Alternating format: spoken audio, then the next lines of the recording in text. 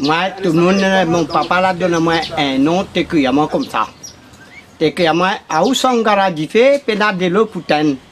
Mais il y a beaucoup de monde là maintenant, ils ne savent pas comment, hein, les Indiens qui sont venus de l'Inde arrivaient ici.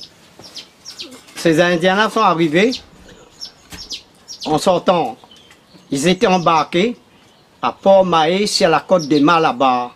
C'est pour ça aujourd'hui, les gens ils appellent ici de Mouni-Sortland, ils disent nous Malabar, Ban Malabar. Mais nous c'est des Indiens.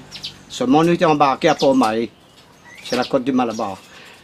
Le négrier qu'ils ont emmené les affranchis ici, hein, quand les gens, ceux qui étaient ici, poissaient ces gens-là, il y avait des Malgaches, il y avait des, celles qu'ils appellent les Malabars, et puis des Zanzibars, tout ça, et puis ils appellent ça les CAF.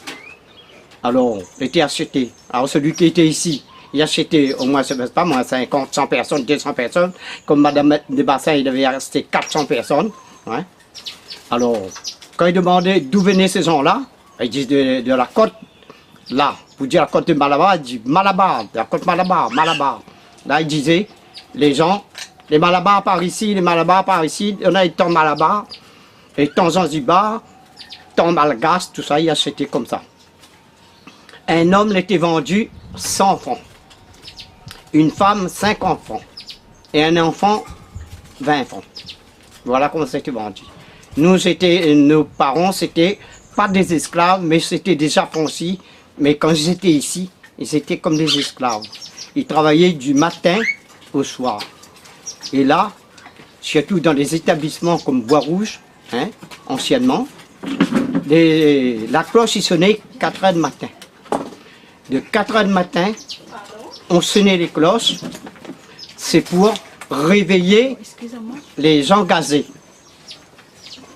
Pour réveiller les engagés.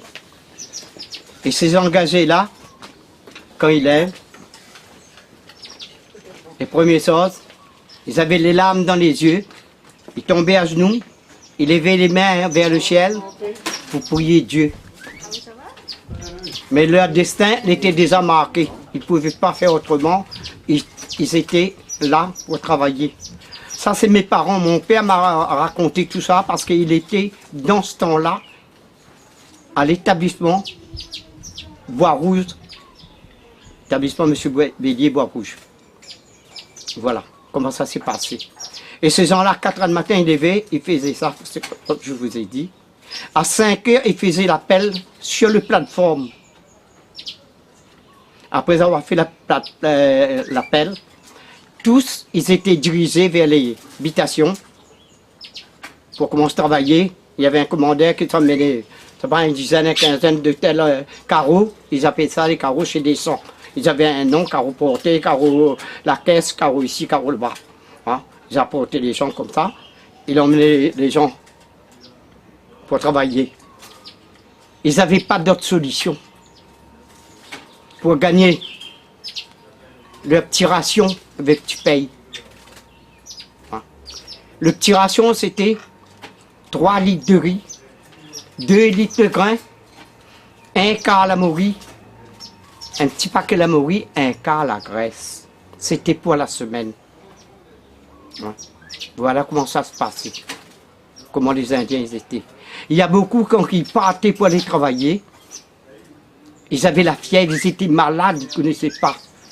Quand ils arrivent dans le champ, ils sauvaient pour retourner chez eux. Mais quand il a fait l'appel 6 heures dans l'habitation, il manquait l'appel, il manquait un tel. On envoyait 2 personnes aller, ils lèvent la porte, ils mettent à terre, ils tirent le gars dans sa case, dans son cabanon, ils emmenaient travailler, et il gagnait 3 coups de pied de son derrière, 3 claques de sa gueule. Il y a beaucoup, ils dormaient plus ces autres, ils dormaient dans les raquettes.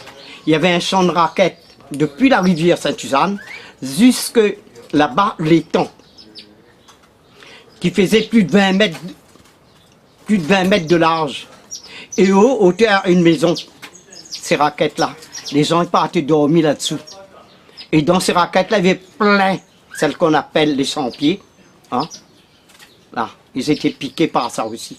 Ils dormaient là-dessous parce que au moins quand les autres y arrivent, ils lèvent la porte, ils mettent à terre, ils voient qu'il n'y avait pas personne dedans.